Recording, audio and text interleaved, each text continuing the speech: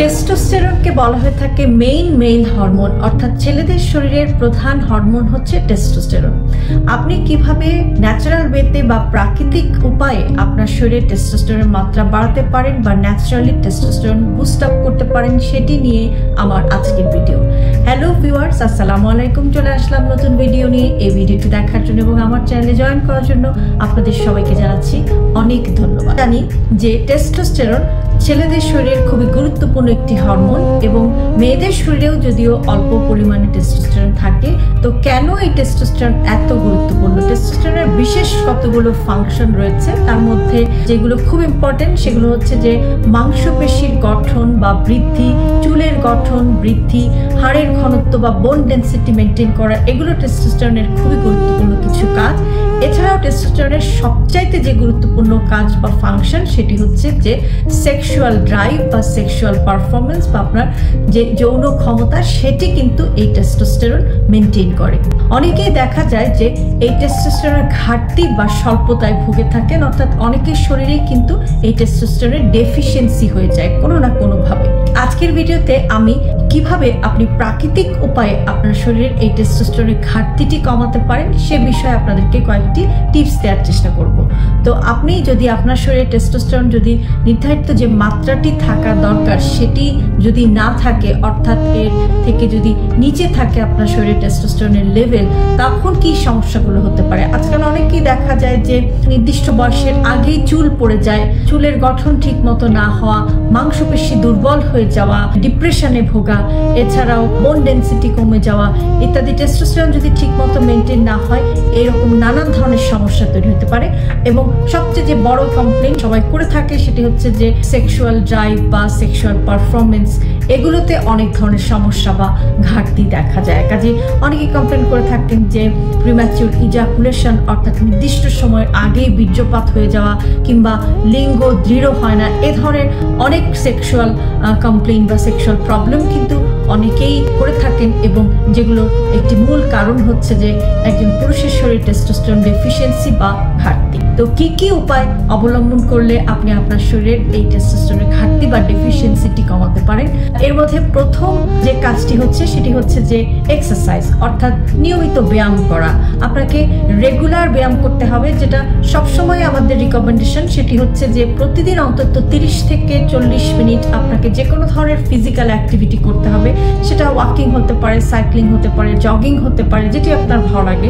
যে কোনো ধরনের অ্যাক্টিভিটি কিন্তু আপনার শরীরে টেস্টোস্টেরনের পরিমাণ বা মাত্রা বাড়াতে অনেক হেল্প করে। এছাড়াও আরও কিছু রিকমেন্ডেশন রয়েছে, যেমন বলা হয়ে থাকে যে ওয়েট ট্রেনিং অথবা কিছু স্ট্রেনাস এক্সারসাইজ, লেগ এক্সারসাইজ, এই ধরনের এক্সারসাইজগুলো কিন্তু আপনার রেগুলার করার দরকার নেই, সপ্তাহে 3-4 দিন করলেই যথেষ্ট। এই এক্সারসাইজগুলো কিন্তু আপনার শরীরে টেস্টোস্টেরনের মাত্রা বা পরিমাণটি বাড়াতে আপনাকে অনেক হেল্প করতে পারে। দ্বিতীয় আরেকটি কাজ হচ্ছে ডায়েট বা নিউট্রিশন, অর্থাৎ আপনি কি খাবার খাচ্ছেন সেটির দিকেও কিন্তু একটু ফোকাস করতে হবে। আপনাকে এমন কিছু খাবার খেতে হবে যেটা যেন সবসময় ব্যালেন্সড একটি ডায়েট হয়, অর্থাৎ খুব বেশি খাবার দরকার নেই, ওভার ইটিং এর দরকার নেই কিংবা খুব বেশি আন্ডার ইটিং বা ডায়েট কন্ট্রোল সেটিরও দরকার নেই। আপনাকে এমন কিছু ব্যালেন্স ফুড খেতে হবে যেন আপনার খাবারের ভেতরে সবসময় প্রোটিন, ফ্যাট, কার্বোহাইড্রেট, বেসিক যে নিউট্রিয়েন্টসগুলো দরকার সেগুলো সবসময় থাকে। আর কিছু কিছু জিনিস এক্সট্রা একটু মাথায় রাখতে হবে, যেন আপনার খাবারে ভিটামিন ডি কন্টেনিং জিনিসপত্র থাকে, যেমন দুধের মধ্যে ভিটামিন ডি থাকে, ডিমের মধ্যে ভিটামিন ডি থাকে, ভিটামিন ডি থাকে, জিঙ্ক থাকে, পালং শাক এর ভিতরে জিঙ্ক থাকে। তো এই জাতীয় জিঙ্ক আছে এরকম কিছু খাবার, ভিটামিন ডি আছে এরকম কিছু খাবার। এবং আরেকটি ইম্পর্টেন্ট জিনিস হচ্ছে যে আপনাকে এমন কিছু খাবার খেতে হবে যার ভিতরে স্যাচুরেটেড ফ্যাট থাকে। আপনি হয়তো ভাবতে পারেন যে ফ্যাট তো একটি খারাপ জিনিস, কেন ফ্যাটের কথা বলছি?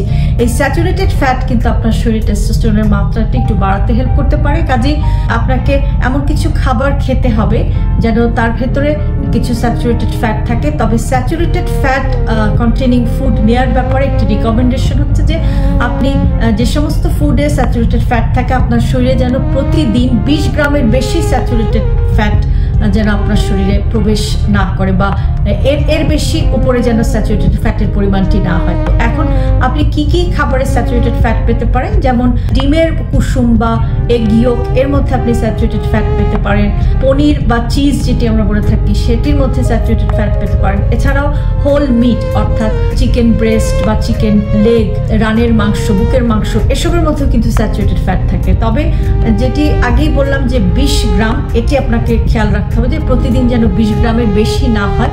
কাজেই আপনি আপনার ডায়েট লিস্টে রেগুলার এই খাবারগুলো দরকার নেই, সপ্তাহে 3 থেকে 4 দিন যদি স্যাচুরেটেড ফ্যাট কন্টেনিং কিছু খাবার খান, সেটি কিন্তু আপনার শরীরে টেস্টোস্টেরনের মাত্রাটি বাড়াতে আপনাকে অনেক হেল্প করতে পারে।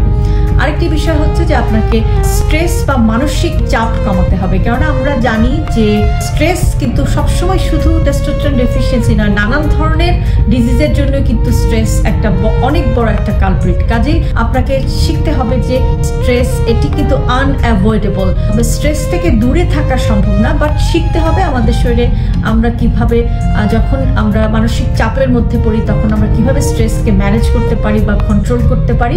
কেননা এটি বলছি কারণ হচ্ছে যে যখনই আপনি স্ট্রেস থাকেন বা মানসিক চাপের ভেতরে থাকেন তখন আপনার শরীরে কর্টিসলের পরিমাণ বেড়ে যায়, এবং কর্টিসলের মাত্রা যখন বেড়ে যাবে তখন প্যারালালি আপনার শরীরে টেস্টোস্টেরনের পরিমাণ কমে যাবে। কেননা বলা হয়ে থাকে যে cortisol is inversely proportional to testosterone, অর্থাৎ যখনই কর্টিসলের মাত্রা বাড়বে তখনই সেই সাথে সাথে একই সাথে আপনার শরীরে টেস্টোস্টেরনের পরিমাণ কমে যাবে। আরেকটি খুবই গুরুত্বপূর্ণ টিপস সেটি হচ্ছে যে স্লিপ হাইজিন মেনটেন করা, অর্থাৎ আপনাকে কিন্তু সঠিকভাবে ঘুমাতে হবে, যেটা রিকমেন্ডেড যে একজন সুস্থ স্বাভাবিক মানুষের জন্য প্রতিদিন অ্যাটলিস্ট 7 থেকে 8 ঘন্টা ঘুম কিন্তু আপনার শরীরে টেস্টোস্টেরনের মাত্রাটি সঠিকভাবে মেনটেন করতে হেল্প করবে।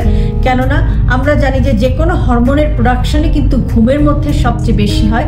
কাজে আপনি যদি সারা রাত সঠিকভাবে ঘুমান, যেমন 7 থেকে 8 ঘন্টা ঘুম, এটা যদি আপনি মেনটেন করেন তাহলে সকালের দিকে আপনার শরীরে যে হরমোনের প্রোডাকশন হবে, টেস্টোস্টেরন যদি প্রোডাকশন হয়, সেটি আপনার কিন্তু একটা নির্দিষ্ট মাত্রায় যেটি থাকা প্রয়োজন সেটি কিন্তু সঠিকভাবে মেনটেন হবে। ঘুমের জন্য যে টিপস সেটি হচ্ছে যে আপনাকে একটি রেগুলার বেড টাইম মেনটেন করতে হবে, অর্থাৎ নির্দিষ্ট সময় ঘুমাতে যেতে হবে এবং নির্দিষ্ট সময় ঘুম থেকে উঠতে হবে, এবং ঘুমাতে যাওয়ার অন্তত 2 ঘন্টা বা 1.5 ঘন্টা আগে থেকেই আপনাকে সব ধরনের ডিভাইস যেমন মোবাইল ফোন, ল্যাপটপ, কম্পিউটার, যেগুলো থেকে ব্লু লাইট বের হয়, কেননা ব্লু লাইট হচ্ছে যে আমাদের শরীরে ঘুমের জন্য যে হরমোন মেলাটোনিন যেটি প্রয়োজন সবচাইতে বেশি, সেই ব্লু লাইট কিন্তু এই মেলাটোনিন হরমোনটিকে প্রোডাকশন করতে অনেক বেশি বাধা দেয়, যার ফলে ঘুমের অনেক ব্যাঘাত ঘটে। আরেকটি কাজ হচ্ছে যে আপনি চেষ্টা করবেন যে সন্ধ্যার পর থেকে যেন ক্যাফেইন আছে এ ধরনের ড্রিঙ্কগুলো বা পানীয়গুলো, যেমন সোডা,